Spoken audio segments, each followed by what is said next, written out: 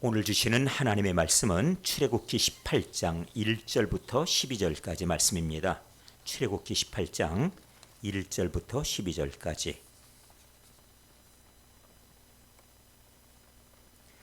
출애굽기 18장 1절부터 12절까지 말씀을 묵상하는 마음으로 자세히 말씀을 읽고 듣도록 하겠습니다. 이 시간 말씀 봉독합니다. 모세의 장인이며 미디안 제사장인 이드로가 하나님이 모세에게와 자기 백성 이스라엘에게 하신 일, 곧 여호와께서 이스라엘을 애굽에서 인도하여 내신 모든 일을 들으니라.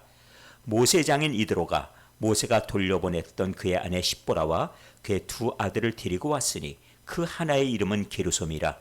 이는 모세가 이르기를 내가 이방에서 나그네가 되었다 하며 하나의 이름은 엘리에셀이라. 이는 내 아버지의 하나님이 나를 도우사 바로의 칼에서 구원하셨다 함이더라. 모세 장인 이드로가 모세의 아들들과 그의 아내와 더불어 광야에 들어와 모세에게 이르니 곧 모세가 하나님의 산에 지친 곳이라. 그가 모세에게 말을 전하되 네 장인 나 이드로가 네 아내와 그와 함께한 그의 두 아들과 더불어 네게 왔노라. 모세가 나가서 그의 장인을 맞아 절하고 그에게 입맞추고 그들이 서로 문안하고 함께 장막에 들어가서 모세가 여호와께서 이스라엘을 위하여 바로와 애굽 사람에게 행하신 모든 일과 길에서 그들이 당한 모든 고난과 여호와께서 그들을 구원하신 일을 다 그 장인에게 말하매 이드로가 여호와께서 이스라엘에게 큰 은혜를 베푸사 애굽의 손에서 구원하심을 기뻐하여 이드로가 이르되 여호와를 찬송하리로다. 너희를 애굽 사람의 손에서와 바로의 손에서 건져내시고 백성을 애굽 사람의 손 아래서 건지셨도다. 이제 내가 알았도다. 여호와는 모든 신보다 크심으로 이스라엘에게 교만하게 행하는 그들을 이기셨도다 하고 모세 장인 이드로가 번제물과 희생제물을 하나님께 가져오매 아론과 이스라엘 모든 장로가 와서 모세의 장인과 함께 하나님 앞에서 떡을 먹으니라. 아멘. 자, 오늘 말씀을 같이 나누도록 하겠습니다. 저는 어린 시절 약간의 컴플렉스가 있었어요. 왜냐하면은 제가 대학 시절, 신대문 시절을 제 동생하고 거의 같이 다녔어요. 전 재수하고 대학 들어가고. 제 동생은 1년 지나서 또 마찬가지로 대학에 바로 들어왔어요. 그런데 같은 학교에 가서. 그리고 제 동생은 그때 연대 신학과를 다녔는데 그런데 걔는 원래 신학을 안 한다고 그랬어요. 그리고는 일지망을 썼는데 떨어지고 이지망에다가 신학과 썼는데 이게 덜컥 붙은 거예요. 그래가지고 그랬죠. 너 거기 갈 거야? 그랬더니 붙었으니 간다고. 그러더니 거기를 갔어요. 그러더니 신학을 원래 할 의사가 없이 그냥 썼는데 그냥 갔는데 어떤가 보니까 4년 지나고 나서 장신대 신대원 갈 때는 성적이 너무 좋아가지고 3년 전액 장학금 받게 됐어요. 그러니까 하나님께서 인생을 그렇게 또 끌어가시는구나 하는 그 장면도 봤죠. 근데 대학 시절 대학원 쭉 같이 다니는데 제 동생이 키가 좀 커요. 보셨죠? 키가 184예요. 걔도 키가 조금 큽니다. 그러니까 항상 같이 다니면 동생 친구들하고도 늘 만나 인사도 하고 또 신대원 시절에 또 후배들하고 또 인사하고 계속 그러면서 형님 뭐 이러면서 이제 같이 그렇게 지내게 됐는데 동생이 키가 큰 이유를 딱 하나를 그때 제가 어렸을 때 알았어요. 뭔가 보니까 밥을 잘 먹어요. 뭐 다른 거 없습니다. 밥을 잘 먹어요. 그래서 학창시절 제가 이렇게 보니까 저는 그렇게 밥 먹는 걸 즐기질 않았어요. 근데 제 동생은 눈치가 없어가지고 우리는 그냥 밥 배급받으면은 딱딱 자기 몫이 있었거든요. 우리 1960년대, 70년대 다 그랬죠. 그렇게 성장했어요. 그러니까 내 몫이 다예요. 그런데 항상 이렇게 보면은 조금 양이 모자란 날이 있고 그런데 눈치가 없이 자기 거 다 먹고 쳐다봐요. 모자라니까. 그러니까 저는 그래. 나는 배가 안 고파. 그리고 주고. 어떤 때 보면은요. 집에 밥이 남았다 그러면 혼자 다 먹어버렸어요. 하루 몇 번 밥을 먹었나 제 기억에. 걔가 초등학교 5학년, 6학년 때 하루 6번 먹었습니다. 그러니까 밥을 잘 먹으니까 커요. 제가 이 얘기를 괜히 제 동생 뭐 이런 얘기 저런 얘기 하려고 꺼내는 게 아니에요. 우리 믿음 잘 자라면 어떻게 하면 돼요? 말씀을 잘 받으면 돼요. 제가 그걸 압니다. 그거랍니다. 한 해가 지났어요. 한 해 지나면서 보니까 확연하게 차이가 납니다. 어떤 차이가 나던가 보니까 주일 아침만 나와서 이것도 그냥 내가 억지로 일주일에 한 번은 가야 된다 하고 오셔서 말씀 듣는 성도가 있고, 또 그나마 또 덤벙덤벙 하는 수도 있어요. 그런가 하면 어떤 분들은 수요일 날도 나오고, 어떤 분은 금요일 날도 나오고, 새벽 기도도 나오고, 그렇게 말씀을 받으신 분들이 있어요. 그런데 이게 지금 현재 약 10달 가까이 지났죠? 얼마나 차이가 나는지 몰라요. 저도 마찬가지로 제가 목회를 하면서 사실 평생에 저에게 물어보시면은 제 마음속에 진정한 목회자로서 행복은 2025년도라고 저는 단언할 수 있어요. 왜 그러냐면은 물론 제가 담임 목회를 시작해서 동성교회에서 교인들이 막 늘어나는데 1년에 막 교회 등록이 300명, 350명 막 그렇게 막 등록이 그냥 오니까 그렇게 한참 해가지고 단 5년, 6년 만에 800명에서 1000명을 가버리더라고요. 부임한 다음에. 그렇게 교인이 늘어날 때도 기쁘고, 그리고 성도들이 어떻게 찾아올까 신기하다 그러면서 행복했던 때가 있어요. 그런데 지금은 다른 차원입니다. 어떤 차원이냐면은 말씀을 우리 성도들이 사모한다는 걸 알고 제가 그 말씀에 먼저 영향을 받고 은혜를 받아요. 그게 참 기쁜 겁니다. 물론 평생에 성경 공부를 했고 설교했고 그리고 새벽 기도 시간에 물론 여러 말씀을 전했어요. 하루 한 장씩 말씀 읽고 전했죠. 그런데 지금 우리가 신약 새벽 기도 시간에 한 장씩 다 보셔서 지금 히브리서까지 나가 있죠. 그런데 여기까지 오도록 우리 성도들이 말씀 듣는 그 모습에 제가 성경을 갖다 완전히 머릿속에 완전히 다 집어넣고 나서 말씀을 드립니다. 그 정도 하니까 우리 여러분들도 아마 말씀 들으시면서 그 생각할 거예요. 성경이 다시 보인다. 혹시 그런 느낌을 받아보셨습니까? 저도 그런 느낌을 받습니다. 오죽하면 말씀을 계속 받고 묵상하고 했는데 다시 보여요. 글자 하나하나가 다시 보입니다. 그러니까 이 말씀 속에서 우리 삶이 어떻게 영향을 받게 될까, 어떻게 우리 삶의 이 행동의 열매가 맺어질까, 그 생각하면 기대가 되는 거예요. 이 한 해 동안 저는 너무 감사한 게 많습니다. 여러분도 추억하시겠지만 작년도 12월 달에 와서 여기 전기 안 들어오고 깜깜한 데서, 그리고 너무 추워가지고 전열기 급하게 구해가지고 그래도 예배드리지 않던 성도들 단 한 10명 남짓이었어요. 10명이 조금 넘는 수준이었죠. 그분들이 모여서 예배하면서 이 자리가 채워지기를 기대하고, 그리고 우리가 교회로서의 사명을 감당하자 그렇게 우리 마음속에 결심하고 시작했던 예배, 이제는 우리가 교회에 나오는 것이 부담스럽지 않게, 그리고 예배실도 갖춰지고, 그리고 우리 교회학교에 대한 소망이 이제 내년도에 어떻게 결실할까, 또 그것에 대해 기대도 있고 하나하나 구체화되어 가고 있지 않습니까? 이 놀라운 변화를 보는 거예요. 왜 그러냐면은 우리들 입장에서야 이 정도 교인들 모여 예배하는 것, 아니 이거보다 더 큰 그런 어떤 교회, 더 좋은 환경에서 예배하던 것들, 경험들을 갖고 계실 수도 있어요. 그러나 이 시대에 개척교회가 이렇게 한 해가 지나기 전에 하나님께서 채워주시는 역사, 이 안에서 우리들의 사랑을 나누며, 그리고 이 안에 기뻐하며, 그리고 우리 삶 속에서 말씀의 은혜 경험하고, 이것들이 우리 삶에 차곡차곡 쌓여가는 이 경험을 우리가 간직한 2025년대를 맞이했다는 것이 얼마나 큰 기쁨인가 하는 걸 보는 거예요. 저는 그래서 목회자로서 성공을 뭘로 보냐, 교회가 커졌다, 교인이 많아졌다, 아니면은 교회 자산이 늘었다, 이런 것에서 저는 이젠 찾지는 않습니다. 무엇에서 찾냐면은 한 사람 한 사람이 어떻게 말씀을 사모하는 마음으로 듣고 그 말씀에 영향을 받고 그 삶이 변화되어 가는가, 여기서 보는 거예요. 여기서 승부를 걸자는 거죠. 그래서 이게 되면은 그것이 우리 인생의 신앙생활의 성공이다. 그리고 이것이 안 될 때는 목회자로서 좀 실패라고 보는 거예요. 그러니까 이것에 대해서 제가 이렇게 마음을 정하고 보니까 제 스스로도 어떤 생각하냐면은 내가 먼저 말씀에 영향을 받아야 되겠다는 겁니다. 그것이 될 때 고백이 되고 그것이 진정한 그런 메시지가 되는 거 아닌가, 그 생각합니다.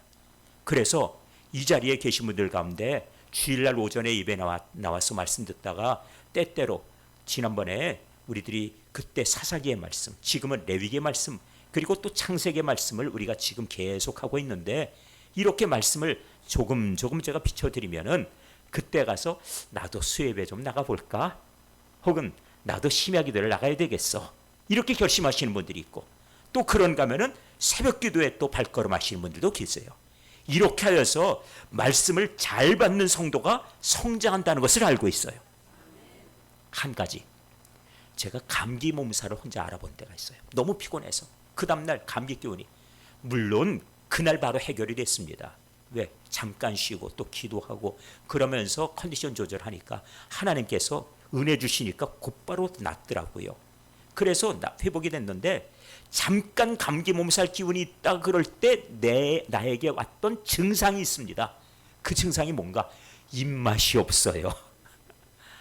이게 도대체 밥 생각이 안 나고 소화가 안 돼 버립니다. 몸살기가 있다 그러니까 여기 전체 몸의 기능들이 떨어져서 그런지 소화가 안 되니까요.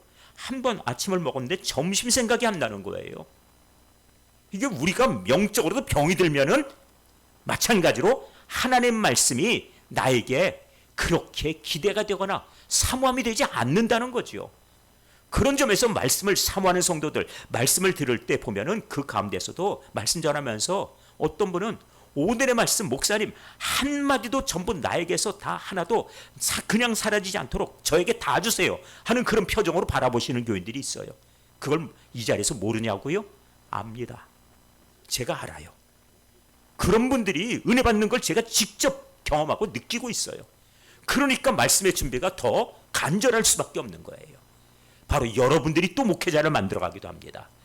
그런 점에 저는 성공적인 인생을 뭘로 보냐? 그건 우리 인생에, 우리 마음에 그렇지만 내가 운동 많이 하고 그리고 건강 유지하고 자녀들이 잘 되고 돈 많이 벌고 그리고 내가 어떤 지위를 누리고 이런 것들이 아니라고 보는 거예요. 왜? 그건 전부 이 땅에서 사라질 것들, 잠시 잠깐 있다가 전부 썩어버릴 것들, 아무 의미가 없어요.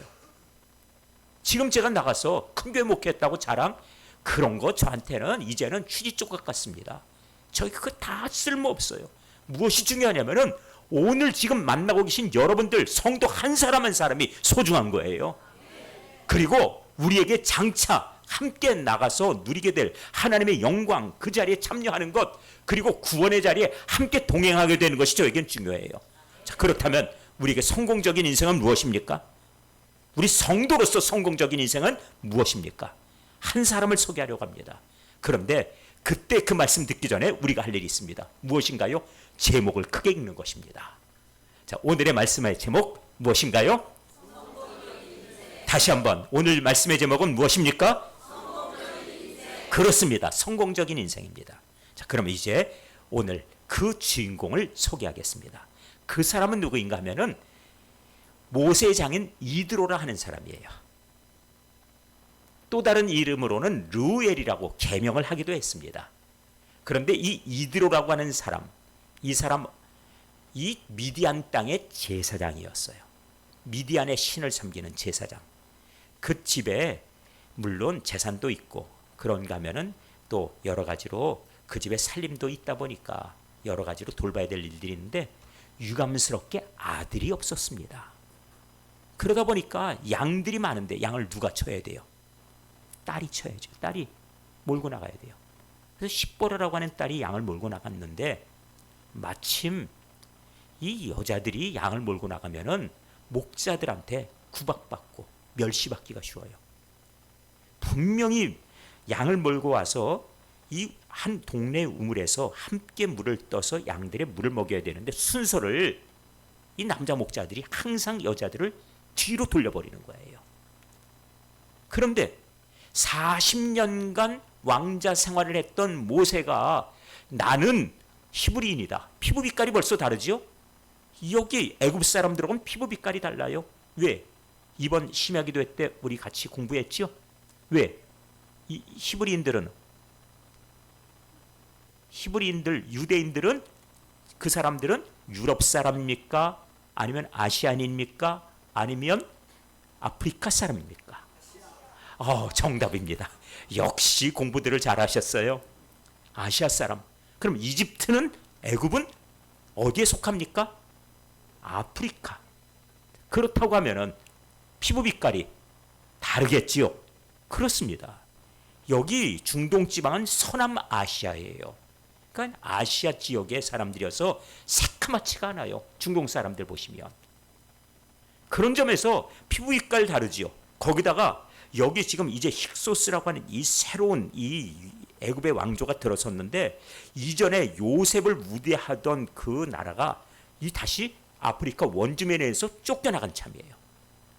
그러다 보니까 모세는 히브리인들의 자손이 되고 또 피부 빛깔도 다르고, 그러니 이들을 갖다가 지금 히브리인들이 자꾸 늘어나는 것을 염려한 이 흑인이지요. 이 애굽 땅의 원주민 이 왕이 바로가 뭘 명했냐면은 남자아이들은 태어나면 다 죽여버려라 해버렸던 거예요. 우리한테 위협되니까. 그런 와중에 하나님께서 나일강에 있던 이 모세를 바로의 딸이 건져내서 자기 양자 삼아 왕궁에서 40년 지냈지요. 그 모세가 자기는 유모인 자기 친어머니 요게벳을 통하여서 들은 말씀이, 너는 하나님께서 건져내셨다. 그리고 너의 민족을 건져내라 하셨다. 하나님께서 너를 물에서 건져내셨다. 그러니 너는 물에서 건짐받은 자다 이거예요.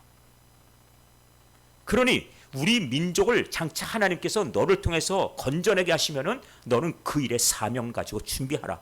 이런 지도자로서의 사명을 그는 어렸을 때 품고 있다가 애굽의 간역자가 히브리인들 노예들을 갖다 때리는 장면 보고 어떻게 해요? 화가 나니까 그 의분에 왜 그렇게 때리냐고 불러가지고 한 대 때렸는데 바로 죽어버렸어요. 얼마나 힘이 좋으면. 그런데 이렇게 죽이면 안 되는 거예요. 왜냐하면 모세의 신분 자체는 위태롭습니다. 왜냐하면 그는 정실 아들도 아니고 이 왕위 계승 서열에서 지금 그는 위태로운 지경이에요. 그런데 왕위 계승에 혹시라도 방해가 될 만하다, 아니면 경쟁이 될 만하다, 그러면 어떡합니까? 정적이 되면. 그러면 이 권력 구도에서는요, 제거할 만한 명분만 있으면 죽이는 건데, 그런데 애굽의 간역자를 무지한데 그가 일 잘하는 사람을 죽여놨다. 이거는 큰 문제가 되겠지요. 이런 상황 가운데 이렇게 되는데 이 사실을 모두가 알게 돼버린 겁니다. 시체를 갖다가 이 모래에다 파묻어 놨는데 그 다음날 하나님께서 바람을 후 불어 놓으셨어요. 바람 한번 부니까 어떻게 됩니까? 시체 드러나죠. 이 사람 모세가 데리고 갔는데 이 사람 죽어있네. 이 지경 돼버린 겁니다. 그런데 히브리인들끼리 싸우고 있는 그 장면에 보고 모세가 가서 왜 당신들은 왜 싸우냐 얘기하니까, 어제는 애굽의 간역자를 때려 죽이더니 오늘은 우리냐? 누가 마음대로 너를 갖다 우리의 재판장 삼았느냐? 이러고선 모세한테 오히려 히브리인들이 오히려 비난하는 걸 듣고 나니까, 아차, 나 죽게 됐구나. 들어가면 나 죽는다예요. 그러니 그 자리에서 어떻게 해야죠? 애굽의 영향이 닿지 않는 땅으로 도망가야죠. 그래서 저 북쪽으로 도망가다가 미디안 땅까지 가버린 겁니다. 그러니 며칠을 갖다 뛰어서 달려서 거기를 도망가서, 그리고 자기를 애굽의 군대가 따라오지 못하도록 도망을 쳤는데, 그런데 여기에서 그가 목이 마르니까 우물가를 찾아가야 돼요. 우물가를 갔더니 우물을 지금 열지 못한답니다. 언제까지? 다 양들이 나올 때까지. 그때 이 동네 우물 돌을 한꺼번에 같이 옮기고 물을 먹여야 된다 그러는데, 그런데 이때 한 여인 십보라가 양을 지금 이제 이끌고 온 거예요.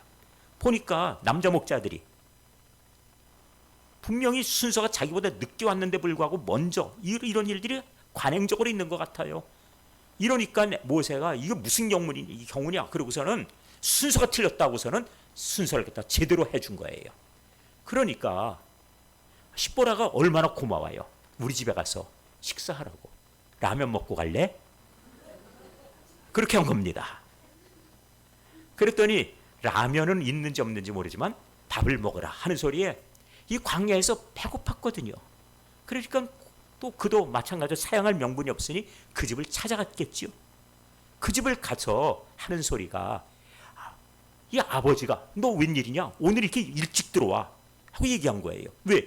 늘 순서가 제일 마지막으로 밀렸는데 오늘 제 순서 받아가지고 그래서는 물을 먹이고 왔으니 일찍 들어왔죠. 그러니 자초지종을 설명합니다. 이 사람이 하고서는 설명하는데 오늘 내가 제대로 온 순서대로 물을 먹일 수 있도록 도와주었습니다 하는 그 소리에 이드로가 마음이 기뻤어요. 상황이 이렇게 갑니다. 그런데 자, 잘 보세요. 이드로의 마음에 든든하지요. 이런 남자 우리 집에 하나 있으면 좋겠다. 그래서 그래, 그럼 우리 집에 머물면서 양치는 거 좀 도와줄 수 있을까? 이러면서 내 딸은 어때? 여기까지 간 거예요. 그래서 결혼하게 됐습니다.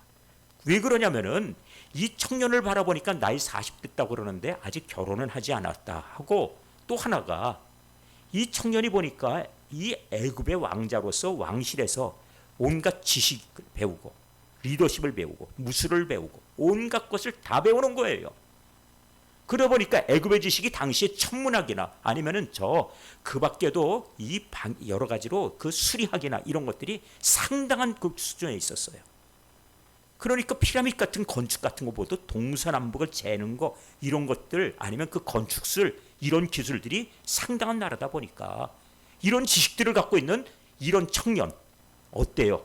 집안에 둘만 하지요. 그래서 사위로 맞이하게 된 겁니다. 자, 그래서 그를 환대하지요. 사위가 된 것까지는 좋은데 40년 지난 다음에 집에 간다고 그래요. 왜? 어느 날 갑자기 들에 양치가 와가지고 나 집에 갈랍니다. 왜 가냐? 그러니까 하나님이 가란대요 거기로. 아니 이런 무경우가 어디 있어요? 그냥 간다고. 하나님? 그런데 그는 가라 그럽니다. 순종하는 마음으로. 자, 이것입니다. 첫 번째는 무엇이냐? 섬김. 바로 이 애굽의 망명자 청년을 맞이하고 그가 간다 그럴 때 가고 하는 그 모습 보니까 그 거기에 답이 나와요. 우리의 성공적인 인생은 어디 있던가? 섬김에서 시작됩니다. 성경 안에 이런 내용들이 나와요. 성경에도 마찬가지로 창세기 18장에 그런 내용이 나와 있는데 창세기 24장이죠. 24장에 14절에 한 소녀를 그러니까 이 엘리에셀이라고 하는 이 사환이 자기의 딸, 자기의 그러니까 주인의 아들이죠. 주인의 아들 이삭의 그러니까 며느리감, 부인감을 맞이하기 위해서 하란 땅을 찾아가요. 그런데 그의 마음의 소원이 무엇이냐면은 먼 길 가는데 내가 그래도 몇백 킬로미터 길을 가는데 양 10마리에다가 예물을 싣고 하인들을 이끌고 거기까지 가니 목말라서 우물가에서 물 한 잔 달라 하면은 물뿐만 아니라 무엇도 다 줄 수 있다고요. 이 낙타들에게까지도 물을 먹이겠다 하는 여자가 있다면은 우리 집의 주인 안주인으로서 적격이라 생각한 거예요. 그래서는 그렇게 요청을 합니다. 자, 창세기 우리가 수요예배 시간에 말씀을 들으셨지요? 그런데 다 들으신 건 아닐 거예요. 그래서 제가 오늘 이 시간에 말씀을 드립니다. 그렇게 했는데 리브가라고 하는 여인이 여기 지금 물동이를 이고 왔어요. 물을 갖다 길러 나오는데 나에게 물 좀 줄 수 있겠느냐? 그랬더니 하는 얘기가 물을 마시소서. 그리고 이 낙타들에게도 물을 먹이겠나이다. 낙타 한 마리가 물을 얼마나 먹을까요? 이렇게 사막을 건너오면 한 통 먹습니다. 한 통. 그러면은 적어도 10마리면 10통은 지어 날라야죠. 그런데 여기 이 가나안 땅에 특별히 이곳에서 이 우물을 가보니까 우물 깊이가 얼마쯤 되던가. 제가 가본 것은 3개물 우물을 가봤고요. 또 하나는 무깃도라고 하는 곳에 우물을 가봤어요. 그런데 공통적으로 우물의 깊이가 얼마쯤 되냐면은 약 30m에서 40m 이 최소한이에요. 그 이상 50m 이상 내려가기도 해요. 그러니까 우물을 갖다가 가기 위해서 제가 무깃도에서 내려가 보니까 지하 4층이에요. 그런데 우리처럼 지하 1층이라는 게 우리 것처럼 이런 아파트에 이런 정도 1층이 아니고 그냥 이쭉 내려가서 한 5m 내려가서 또 꺾고 이렇게. 그러니까 이게 3층 4층 내려가는 깊이 이 이상으로 되니까 30m 40m 내려가요. 자, 그러면 10통을 쥐고 올라온다. 생각해 보시죠. 그러면은 그 정도 물을 기를 수 있다면 건강은 오케이. 그렇지요? 그 다음에 마음 씀씀이도 오케이. 그리고 그 밖에도 살림을 어느 정도 해낼 수 있는가, 역량도 오케이, 이걸 보겠다는 거예요. 그런데 리브가는 이걸 모르고 이 낙타 10마리뿐만 아니라 이 하인들 전부 물을 갖다가 전부 드실 수 있도록 제가 물을 드리겠습니다 하더니 물통을 쥐고선 그걸 들고 내려가서 물을 떠오더라는 거죠. 보세요. 섬김이 결국 그가 아브라함의 며느리가 된 거예요. 뭐 다른 거 볼 것도 없다. 그리고 데리고 온 겁니다. 근데 거기에 보기에 아리따우니까, 거기다가 아브라함이 요구한 조건, 다른 이방 여자 말고 이 친족 중에서 데려와라 하고 집안에 가서 물어보니 맞더라 이거지요. 하나님께서 섬김을 통해 우리에게 이렇게 하십니다. 우리 초대교회도 섬김을 통해 성공하는 교회 될 수 있기를 바랍니다. 그 다음 두 번째는 무엇이라고 말씀하고 있는가요? 믿음입니다. 믿음입니다. 자, 모세가 가서 바로를 이기고 그 다음에 백성을 이끌고 나왔어요. 그래서 미디안 땅 이 광야로 들어오게 된 겁니다. 그 앞을 지나가게 되니까 그 장인 이드로가 자기의 딸 십보라, 모세의 아내이죠, 두 아들을 데리고 오게 됐다고 오늘 본문은 말씀하고 있어요. 그래서 두 아들의 이름이 나옵니다. 첫째 아들은 게르솜, 이방에서 객이 되었다 함이고, 두 번째 엘리에셀, 둘째 아들까지 데리고 오게 됐다. 그런데 11절의 말씀 우리 같이 읽도록 합니다. 본문 11절 같이 읽습니다. 시작. 이제 내가 알았도다. 여호와는 모든 신보다 크심으로 이스라엘에게 교만하게 행하는 그들을 이기셨도다. 할렐루야. 바로 이것이에요. 바로를 꺾은 걸 알았어요. 이 백성을 다 이끌고 나올 줄 그는 물론 그럴까라고 하는 생각으로 가라 그랬겠지만 이렇게 엄청난 일을 이루어서 바로를 꺾고 나올 줄은 몰랐어요. 거기다가 들은 얘기가 있습니다. 바로 이 10가지의 재앙으로 바로를 쳤던 그 이야기, 생생하게 모세가 들려줄 때 흥미진진하게 그 밤새껏 들었을 거예요. 또 있습니다. 나오는 길에 애굽의 군대가 따라오고 있었는데 그때 하나님께서 행하신 일 무엇입니까? 요단강 아니죠. 홍해를 갈라주신 일. 그걸 봤죠. 그 다음번에 이 광야길에 오기까지 양식이 떨어져서 그들이 목말라 하고 그리고 배고파할 때 하나님께서 저 르비딤에서 물 주신 일, 그 다음에 배고프다고 하니까 하나님께서 만나를 내려주신 일, 이걸 들은 거예요. 그 다음에 그의 눈앞에 인도하시는 하나님, 뭘 봤을까요? 구름 기둥, 밤이 되니까 불 기둥, 이걸 본 겁니다. 하나님, 그분이 어떤 분이시길래, 나는 미디안의 제사장으로 있었지만 나는 이제까지 이런 걸 본 적 없다. 그리고 나는 교만한 자 바로를 하나님, 바로 그 신이 꺾으셨구나. 오늘 고백이 이거예요. 이게 바로 믿음의 고백입니다. 그리고 그는 결심해요. 무엇이라고? 나는 내가 이제까지 평생을 내가 몸담았던 저 미디안 땅과 그 내가 하던 일, 이 제사장의 일을 나는 이제 버리고 포기하겠다는 거예요. 이 선택, 이게 바로 믿음의 성공입니다. 말씀을 들었어요. 그는 밤새껏 말씀 들었습니다. 그리고 눈으로 봤어요. 증거입니다. 저 이스라엘 백성. 아침에 봤습니다. 무엇을? 만나가 내리는 것을. 이런 일은 내가 듣도 보도 못했다는 거예요. 저는 지금까지 살아오면서 하나님께서 하늘로부터 만나를 내리신 경험을 했습니다. 그 경험을 직접 경험했어요. 재산 없어도 괜찮아요. 돈 없으면 어떻습니까? 제가 나올 때 동성교회에 제가 이런 요청을 했어요. 목사님, 이제 은퇴가 아직 남으신데 개척하신다고 그러니 목사님 어떻게 하시면 좋겠습니까? 의견을 말씀해 주세요. 그래서 제가 그랬죠. 교회를 하나 지어 주십시오. 특별히 2025년도는 창립 70주년이니까 교회 창립 70주년 기념으로 교회 하나를 지어주면 어떻습니까?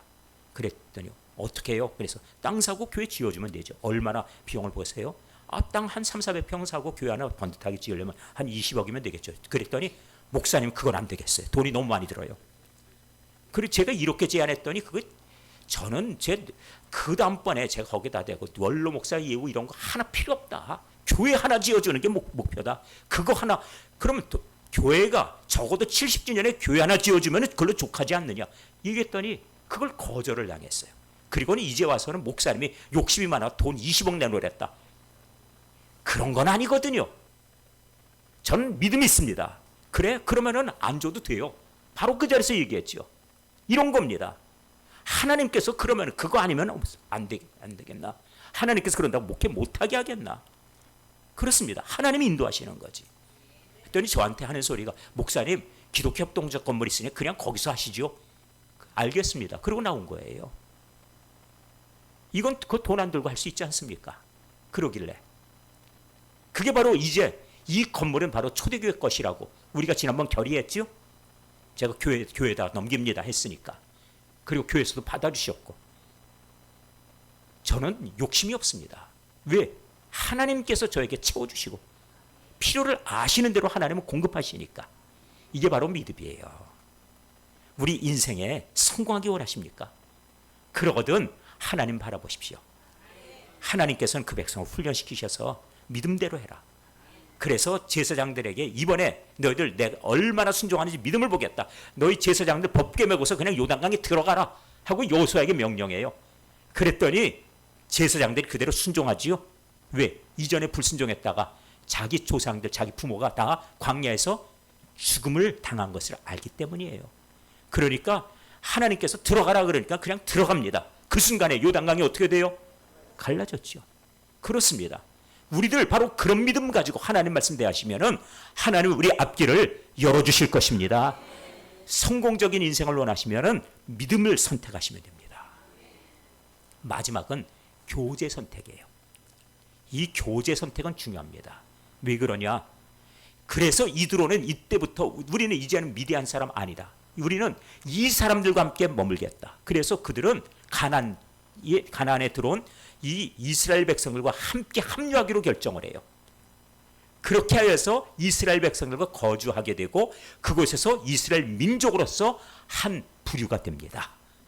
그들을 겐족속이라고 불러요. 이렇게 된 겁니다. 그래서 이드로는 그의 자손, 그의 딸 십보라와 그의 아들들이 전부 이스라엘 백성이 되어버리고 말아요.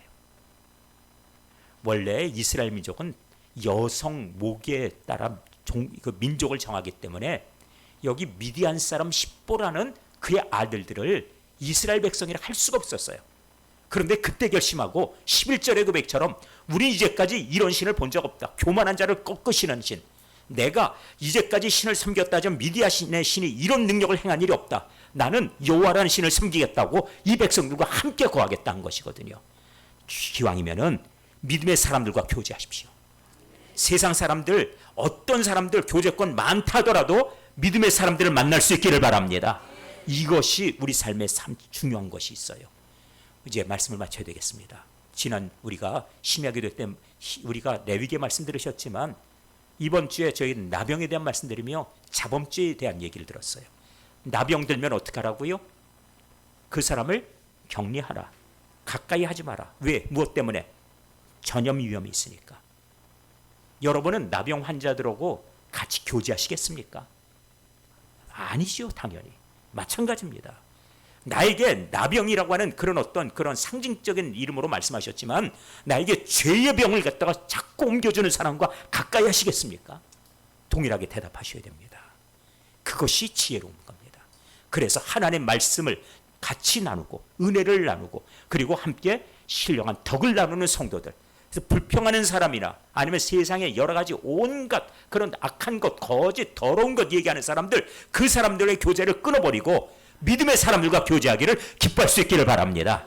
기도하겠습니다. 아버지 하나님, 말씀을 듣고 우리의 성공적인 인생 어떻게 살아가야 될 것인지 이드로라고 하는 사람의 선택을 통해 말씀을 주셨음을 감사합니다. 그의 섬김과 그의 믿음과 그의 교제를 통하여서 그가 이스라엘 백성들과 합류하게 된 것처럼 우리도 마찬가지로 천국 백성으로 하나 되게 하여 주옵소서. 오늘 말씀이 우리의 인생의 길잡이가 되고 우리 나가는 그런 인생의 방향이 될 수 있도록 주님 우리 손을 잡아 이끌어 주시옵소서. 오늘도 우리 함께 하시는 주님을 찬양하옵고 우리 주님 예수 그리스도의 이름으로 기도하옵나이다. 아멘.